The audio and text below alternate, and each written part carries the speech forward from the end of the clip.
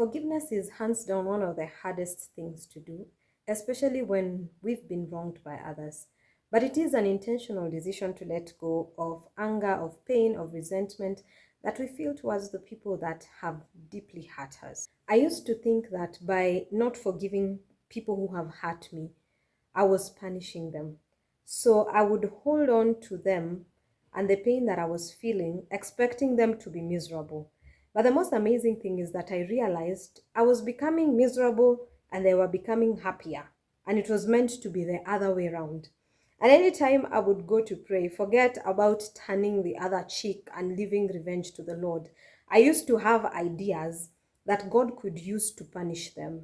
And anytime I prayed, I would pray some really nasty prayers for them, for pain and hurt to come their way so that they could understand what they had put me through. After all, a man is supposed to reap what they have sown. So if you have sown pain and heartache in my life, it's only right for you to reap it. But I would realize as days went by, these people were actually progressing the more and moving forward, and I was the one who was stuck, angry, bitter, and unhappy. As long as you're living in this world and you're interacting with people, offense will come.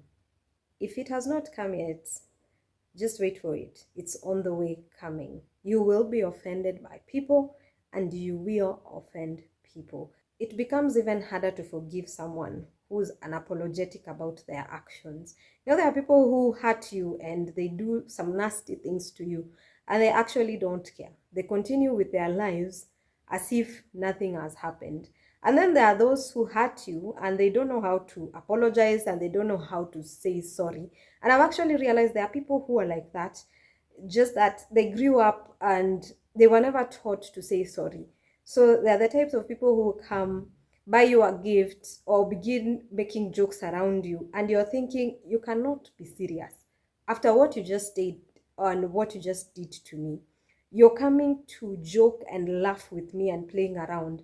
You're supposed to say sorry, but they just don't know how to do it. If you're in a religious setup and you're hurt and offended by someone, I'm telling you, I've had moments where I've become Deputy Holy Spirit and the judge of the universe to these people, because I would enter in church and I would see them coming to church, and first of all, I'm thinking, I hope you ask God to forgive you for what you did to me, because you are coming to worship God how? It's a lie. You are lying to yourself. And it would be even worse anytime I would see them lift their hands in worship and cry. Hey, why are you crying? I hope as you're crying, you are remembering how much you offended me and you are asking God to forgive you. And in those moments, you forget what brought you to church in the first place and you begin being judgmental, and it affects the relationship that you have with God. It affects your worship. It affects everything that you do. So it gets to that point you're like, I actually have to let this go. And forgiveness changes you. It changes you into an angry, bitter person that you can't even recognize when you look in the mirror. You become a totally different person and you ooze out such negativity that people can't stand to be around you. You might think that people hate you or they're rejecting you, but it's just that even the way you speak, you have so much anger, so much bitterness, and no one wants to be around that. So whatever you do, just find your healing. Forgiveness is so powerful that studies have shown that whenever you forgive, it reduces depression, it reduces anxiety, and it reduces anger and all those negative feelings that you might have. A story is told of two best friends who are in the desert and they only had a little water left to drink. And so they began arguing on who would get the last sip. And during the argument, it got so heated that one of the friends hit the other one. And he kept quiet and wrote in the sand, "Today, my best friend slapped me." They continued on walking and they found an oasis with water and they decided to jump in and take a bath. The friend who had been hit began to drown and his best friend reached out and saved him. And he wrote on a stone, today my best friend saved my life. So the friend was a bit confused and asked him, when I slapped you, you wrote in the sand, but when I saved your life, you wrote on a stone. Why is that? And the friend explained that the reason why he had written about the slap in the sand is because anytime we are hurt, we should write it in the sand so that the winds of forgiveness would come and sweep it away. And anytime someone does something good to us or for us, we write it on a stone so that the winds of forgetfulness will not come and sweep it away. I'll share some of the ways that have been helpful to me when it comes to forgiving. The first thing is to acknowledge that harm has been done to you. You've been hurt, yes, and not sweep those feelings under the rug, and find a way of working through those emotions and letting go of the pain that you're feeling. Find someone to talk to about the pain that you're going through. It can be a trusted friend, it can be a colleague, whoever you can be able to trust. And if you're unable to find people around your circle that you can talk to, it is okay to seek professional help. You can talk to a counselor because they have, the knowledge on how to dig into the root of whatever it is that is really affecting your life. So don't be afraid to ask for help. It doesn't mean that you're weak. Actually, when you ask for help, it means you're very strong. Another thing you can do, if you're a person who likes journaling, you can have a journal and just write your feelings. There's something about writing that really helps in the healing process. Pray about it. I don't know how many times I've gone to God for help when it comes to things that have hurt me. And every time, I promise you, He helps me to get over it. You can also pray for the person that has hurt you. And not those prayers I was talking about earlier. Good prayers. Pray for them to be blessed. Pray for them to be lifted. It's actually something that's very interesting because after praying for them, it becomes very easy and you release all the pain and the heartache that you're feeling. Something else that you can do, and this is very unconventional, is buying them something, buying them a gift. I know. Just wait.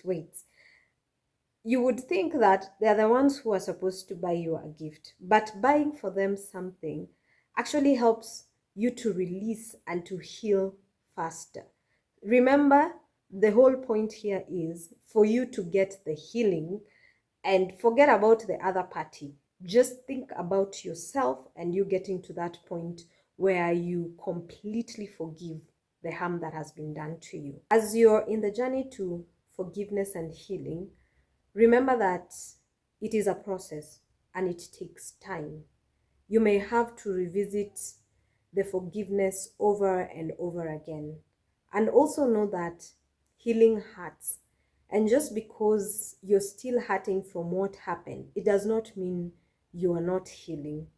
Imagine of the times that if you've ever cut yourself while doing something, or you've had an accident somewhere and you hit yourself. It is usually very, very painful. And then you rub some ointment or you put a bandage on it.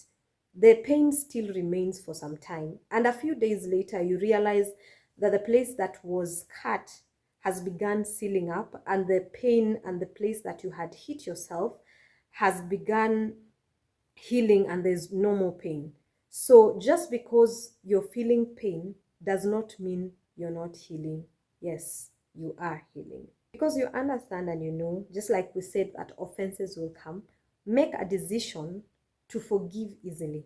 It's not going to be an easy thing to do, but with practice and over time, you'll realize it becomes easier to let go of hurt and pain whenever it comes. Something that is very, very important when it comes to forgiveness is forgive yourself. I've found that so many times we talk about let's forgive other people, and it's important to do that. But how many times have you thought about forgiving yourself?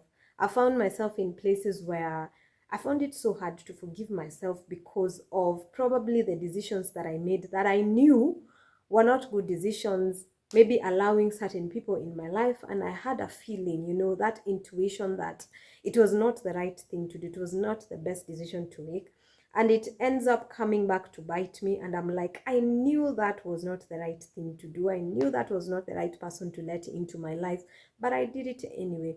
And I found it so hard to forgive myself. But I came to a point where I realized, in as much as I'm forgiving people, it is even more important to forgive myself. So today I'm sending love and peace, and I pray that you get to that point where you find forgiveness for yourself, you forgive other people, and you find healing for every harm that has been done to you.